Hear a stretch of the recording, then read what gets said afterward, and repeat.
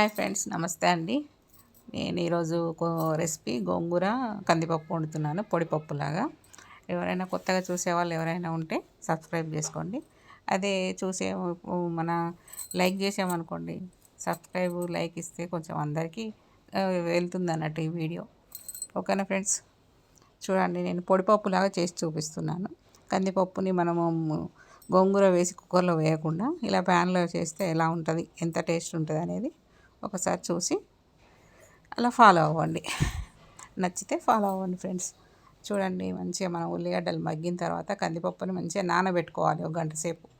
నానిన తర్వాత ఇప్పుడు మనం ఉప్పు కారం అది మనం పప్పు మగ్గిన తర్వాతనే కొంచెం, ఎందుకంటే నూనెలో వేయించితే ఆ టేస్ట్ బాగా వస్తుంది అన్నట్టు.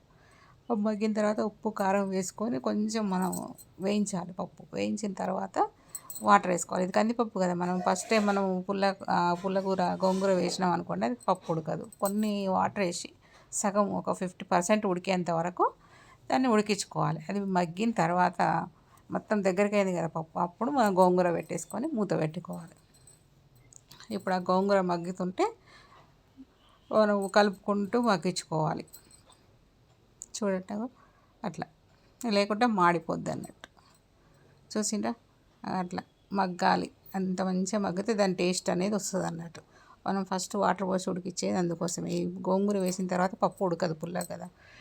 మనకి ఎంత కన్సిస్టెన్సీ కావాలో అంతవరకు. ఇప్పుడు మనం ఉప్పు వేసుకోవాలి. ఫస్ట్ వేస్తే ఏమైందంటే మళ్ళీ గోంగూర వేస్తాం కదా, దీనికి సెట్ అవ్వదు. అందుకోసమని ఇప్పుడు వేసుకోవాలి. సరిపోని ఉప్పు వేసుకొని మంచిగా మగ్గించుకుంటే టేస్టీ అయిన కర్రీ అండి ఇది. పప్పు అనొచ్చు, కర్రీ అనొచ్చు, పొడి పప్పు అనొచ్చు, మన ఇష్టం. కానీ వేడి వేడన్నంలో తింటే మాత్రం చాలా సూపర్గా ఉంటుందండి.